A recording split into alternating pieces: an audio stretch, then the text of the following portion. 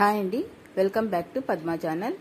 మరొక వీడియోతో మీ ముందుకు వచ్చేసింది మీ పద్మ. ఈరోజు మన వీడియోలో తులసమ్మ ముందర వేసుకునే ముగ్గు ఏమిటో చూసేద్దామండి. తులసి చెట్టును కొత్తగా నాటుకోవాలి అనుకున్న వారు ఏకాదశి రోజు తర్వాత వచ్చే ద్వాదశి రోజు నాటుకుంటే మంచిదండి. కార్తీక మాసంలో నాటుకుంటే ఇంకా మంచిదండి. కార్తీక మాసంలో కుదరని వాళ్ళు చైత్ర మాసంలో వచ్చే నవరాత్రులు కూడా ఉత్తమమైనవి.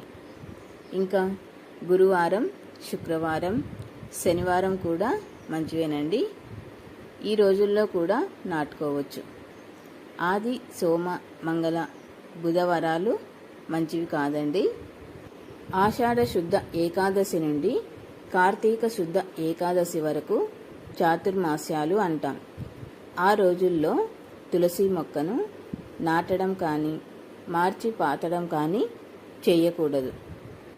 తులసిని అమావాస్య రోజు, పౌర్ణమి రోజు, ద్వాదశి రోజు, ఆదివారం, శుక్రవారం, సంక్రమణం ఉన్నప్పుడు, మధ్యాహ్నం, రాత్రిపూట ఈ సమయంలో ఎప్పుడూ కోయకూడదండి.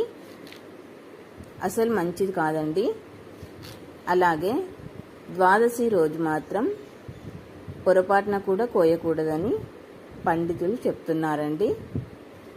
అలా కోస్తే ఆయుక్షీణం అంటున్నారండి. తులసి మొక్కను ఇంటికి తూర్పు వైపుగా నాటుకుంటే మంచిదండి. ఉత్తరం, ఈశాన్యం దిక్కులలో కూడా నాటుకోవచ్చు. చాలామంది సందేహపడుతుంటారు, మా పెద్దవారు తులసమ్మని పెట్టుకోలేదు, మేం పెట్టుకోవచ్చా అని అడుగుతూ ఉంటారు. అయ్యవారిని నేను విన్నానండి.